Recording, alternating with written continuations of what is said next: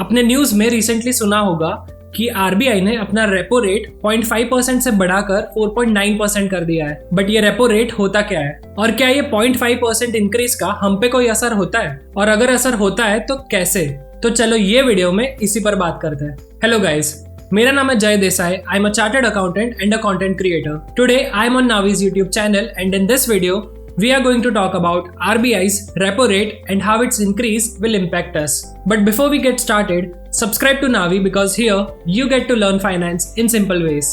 सबसे पहले ये समझ लेते हैं कि रिसेंटली रेपो रेट को लेकर हुआ क्या है और आजकल सब न्यूज में इसी पर बात क्यों कर रहे हैं। तो देखो, आरबीआई की एक मॉनेटरी पॉलिसी कमेटी होती है जो आरबीआई के रेट्स, प्रोसेसेस और प्रोसीजर्स को डिसाइड करती है। और रिसेंटली मई और जून में इसी कमेटी ने आरबीआई के रेपो रेट्स बढ़ा दिए। मई में 0.4% और जून में 0.5% से बढ़ाकर पहले जो रेपो रेट 4% था वो अब 4.9% कर दिया है। तो क्योंकि हम रेपो रेट की बात कर रहे हैं, अब ये जानना भी जरूरी है कि रेपो रेट होता क्या है। अब देखो, जब हम किसी भी बैंक से लोन लेते हैं तो बैंक हमारे प्रिंसिपल अमाउंट पर इंटरेस्ट चार्ज करती है, राइट? ठीक इसी तरह जब कोई कमर्शियल बैंक आरबीआई से लोन लेती है तो आरबीआई भी इन बैंक से इंटरेस्ट चार्ज करती है। यही इंटरेस्ट रेट को रेपो रेट कहा जाता है। So by definition, repo rate is the rate at which the central bank of a country, which is RBI, that is Reserve Bank of India in case of India, lends money to commercial banks। और यही rate को अभी 4.9% कर दिया है। पर ये repo rate का इकोनॉमी पर क्या और कैसे इम्पैक्ट होता है? Repo rate Indian monetary policy का सबसे स्ट्रॉन्ग टूल है to regulate the inflation levels, country's money supply and liquidity. And of course banks की बोरोइंग रेट्स पर तो डायरेक्ट इम्पैक्ट होता ही है, जैसे हमने पहले डिस्कस किया। Higher the repo rate, higher will be the cost of borrowings for banks. जब इन्फ्लेशन बढ़ने लगता है तब आरबीआई ये ट्राई करती है कि कंट्री में पैसों का फ्लो कम हो जाए, जिसकी वजह से इकोनॉमी स्टेबल होने लगे। और ये मनी फ्लो को कम करने का एक रास्ता है रेपो रेट को बढ़ा देना। इससे बोरोइंग्स का कॉस्ट बढ़ जाता है और लोग लोन लेना कम पसंद करते हैं, जिससे पैसों का फ्लो कम होने लगता है और इन्फ्लेशन कंट्रोल में रहता है। ऑन द अदर हैंड, जब आरबीआई को इकोनॉमी में फंड्स का इनफ्लो बढ़ाना होता है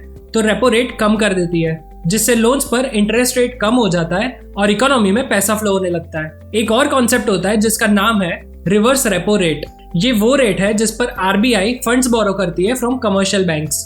करंटली ये रेट 3.35% है। जब मार्केट में एक्सेस लिक्विडिटी हो जाती है, यानी कि एक्सेस पैसा फ्लो होने लगता है, आरबीआई कमर्शियल बैंक से कुछ फंड्स बोरो कर लेती है, जिससे लिक्विडिटी कम हो जाती है। अब जब हमने ये कॉन्सेप्ट समझ लिया है, ये समझना कि आरबीआई ने रेपो रेट क्यों बढ़ाया है, ये भी इजी हो जाता है। ये साल में फेब से लेकर अप्रैल तक इन्फ्लेशन 1.7% बढ़ा था। तो जैसे हमने देखा, जब इन्फ्लेशन बढ़ने लगता है तो आरबीआई अपने रेपो रेट को बढ़ा देती है ताकि इन्फ्लेशन कंट्रोल में रहे। और इसी के चलते आरबीआई ने मई और जून में रेपो रेट भी 0.9% बढ़ा दिया। बट ये इंक्रीज का आप और मेरे जैसे रिटेल बोरोवर्स पर क्या इम्पैक्ट होगा, चलो समझते हैं।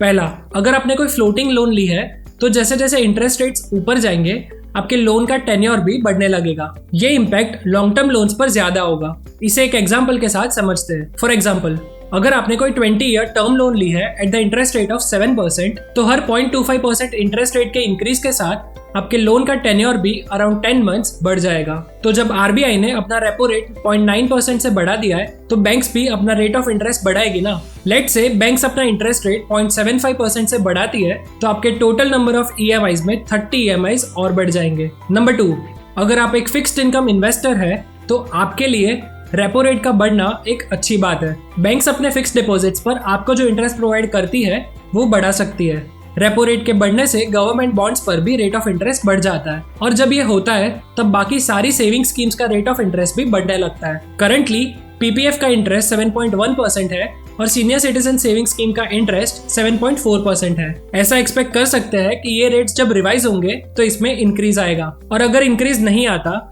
तो डिक्रीज तो पक्का नहीं आएगा। ऐसा एक्सपेक्ट करना भी गलत नहीं होगा। ये सेम इम्पैक्ट आपको बॉन्ड्स और एनपीएस में भी देखने को मिल सकती है। तीसरा, अगर आप लोन लेने का प्लान कर रहे हो, क्योंकि इंटरेस्ट रेट ज्यादा हो जाएंगे आपकी ईएमआईज भी बढ़ सकती है। अगर आप लॉन्ग टर्म लोन्स लेते हैं तो ये इम्पैक्ट ज्यादा हो जाएगा। फॉर एग्जाम्पल, अगर आपने 20 साल के लिए कोई होम लोन ली है तो इंटरेस्ट रेट में हर 0.5% इंक्रीज के साथ आपके ईएमआईज में पर 1 लाख रुपी 30 रुपीज ऐड हो जाएंगे।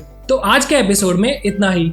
अगर आपको ये वीडियो पसंद आया तो प्लीज लाइक और शेयर जरूर करें and subscribe to Navi and press the bell icon because here you get to learn finance in simple ways. मेरा नाम है जय देसाई और मैं आपको मिलूंगा अगले वीडियो में। Thank you for watching.